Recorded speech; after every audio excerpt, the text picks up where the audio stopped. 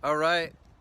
Welcome back to Chapel. Hope you had a good time last week with Driven to Serve and all the good things you got up to, either by yourself or with your family. We are busy putting those together into a video to show you back next week.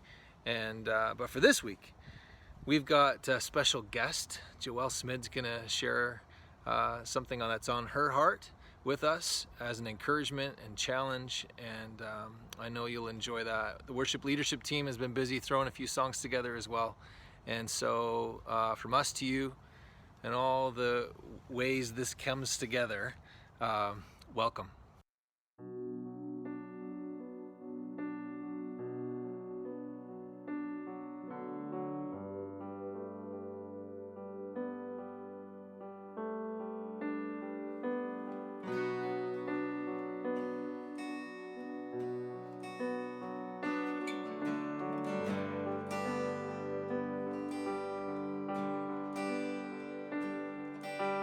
Through the eyes of man, it seems there's so much we have lost. As we look down the road where all the prodigals have walked, and one by one the enemy has whispered lies and led them off as slaves. But we know that you are God, yours is the victory. We know there is more to come that we may not yet see.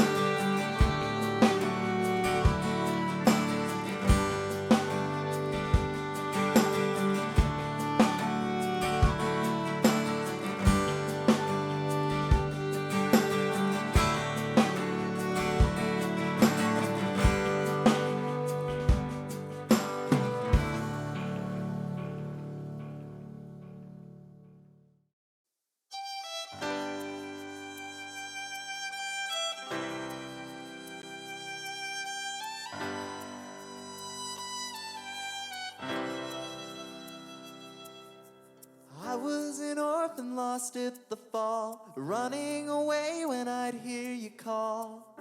But Father, you worked your will. I had no righteousness of my own, I had no right to draw near your throne. But Father, you loved me still.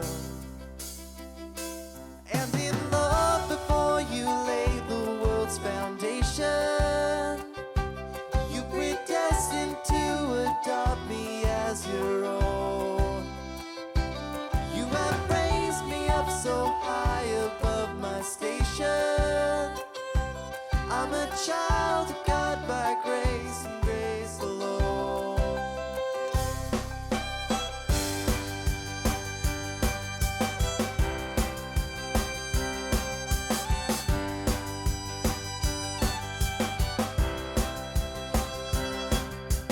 You left your home to seek out the lost. You knew the great and terrible cost. But Jesus, your face was sad. I worked my fingers down to the bone, but nothing I did could ever atone. But Jesus, you paid my debt. By your blood I have redemption and salvation. Lord, you died that I might reap what you have sown. And you rose that I might be a new creation. I am born again by grace and grace alone.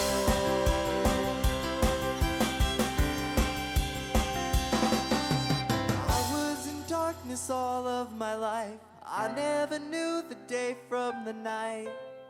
But Spirit, you made me see. I swore I knew the way on my own. Head full of rocks, a heart made of stone. But Spirit, you moved in me.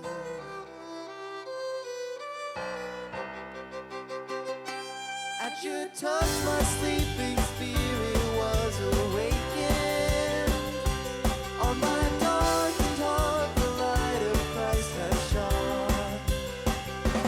Called into a kingdom that cannot be shaken. Heaven's citizen by grace and grace alone. So I'll stand in faith by grace and grace alone. I will run the race by grace and grace alone. I will slay my sin by grace and grace alone. I will reach the end by grace and grace alone.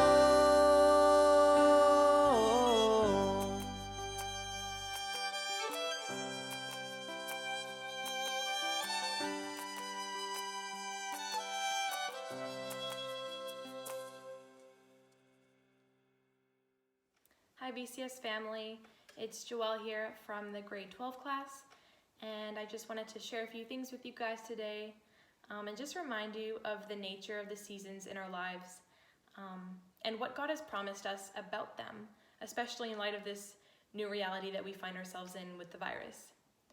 So just as there are 4 annual seasons that come to us every year, at least where we live in Canada, so too are there different seasons and times in our life that are promised to us.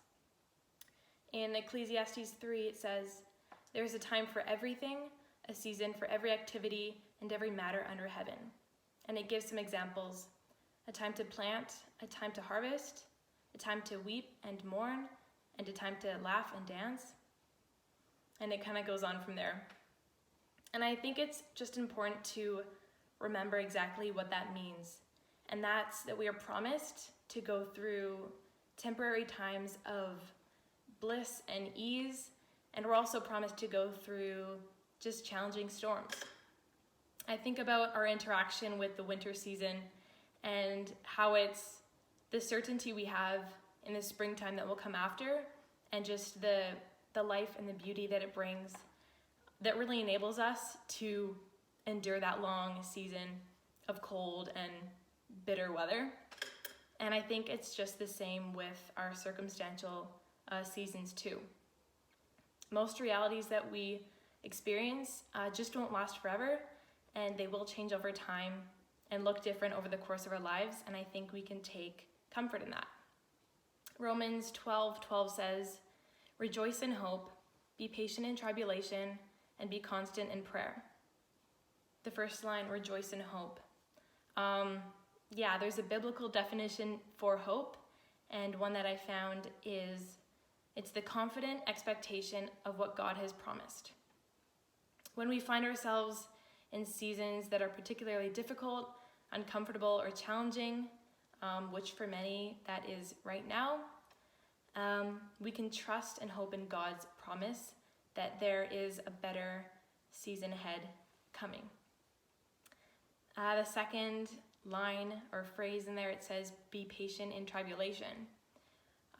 Seasons, even though they are not forever, they do take time, which means we will have to wait, and that does require patience.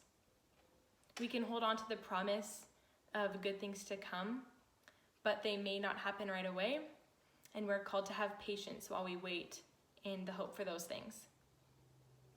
In the last part of the verse, it says, be constant in prayer. And I think that that's the most probably appropriate thing to do in a time of waiting, just to continually be praying. And what better thing to do than pray for patience if that's what we need anyway.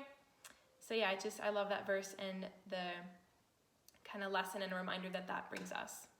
I have another verse here. It's Romans 8:18, and it says, "For I reckon that the sufferings of the present time are not worthy to be compared with the glory that shall be revealed in us." And so not only are we promised the good to come in the future, but we are promised that joy and that reward and fruit that is to come will be worth the waiting, and it will be worth even the pain and discomfort of the troubling times that come before it. So I would just encourage you all to have hope in the season that you're in right now, even if your circumstances aren't ideal or maybe they're extremely difficult, because God has made promises to you that you can trust in.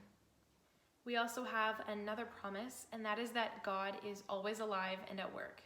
And yes, that still holds true when we find ourselves in new and foreign seasons, especially through the challenges that come along with them. Isaiah 43:18-19 says, "Remember not the former things, nor consider the things of old. Behold, I am doing a new thing. Now it springs forward. Do you perceive it? I will make a way in the wilderness and rivers in the desert." This verse tells us that God does new things and that he works in new and unique ways. And I think that he does that through changing seasons. I think new seasons are precious because they offer new opportunities and ways to experience God and his work. And they just bring challenges that enable us to learn and to grow in new ways. So not only can we hold on to the hope of better and brighter seasons ahead when we find ourselves in difficult situations, but we can also hope in the work that we know God is doing right now in this moment. Despite how foreign and challenging and uncomfortable this season that we all find ourselves in is, I think that we should try our best to embrace it and just look for opportunities in these new circumstances to experience God and just see his work in our lives. Maybe if you have extra time that you can just be spending with God or investing in another area of your life that maybe you've been neglecting, or maybe your schedule has quieted or slowed down and God wants to just show you the value of living and working at a slower pace, or perhaps it's just a chance for you to catch your breath and rest. Or maybe your schedule has increased dramatically and now you need to lean on a family member or friend just to share your burden with. Maybe there's opportunities in your increased family time, or perhaps this virus has given you an excuse to reach out to somebody that you maybe don't know very well or haven't connected with in a while.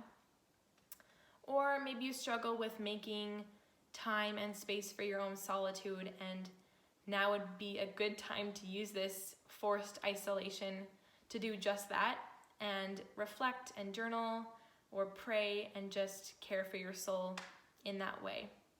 Those are just a few examples, but I would encourage you guys to seek his mysterious work in your new circumstances and be open to what he might have to reveal to you or do through you in this new season.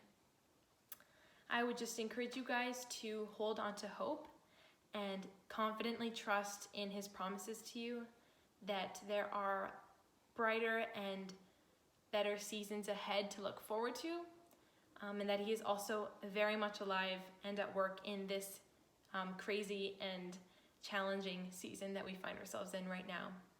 Thank you, guys.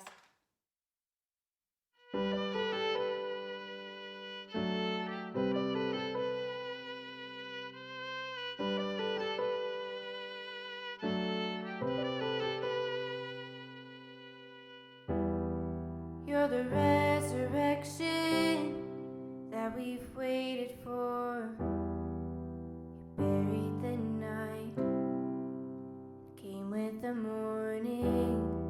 You're the King of heaven, the praise is yours. The longer the quiet, the louder the chorus.